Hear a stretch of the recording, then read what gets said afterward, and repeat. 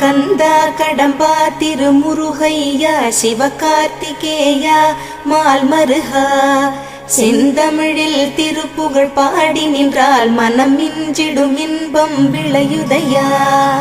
சிரகிரி வேலவனை காண்கையிலே விழி ஓரம் கண்ணீர் பெருகிடுமே. கந்த சஷ்டி கவச்சம் போதுவோர்க்கு கந்தன் கருணை என்றும் துணை வருமே.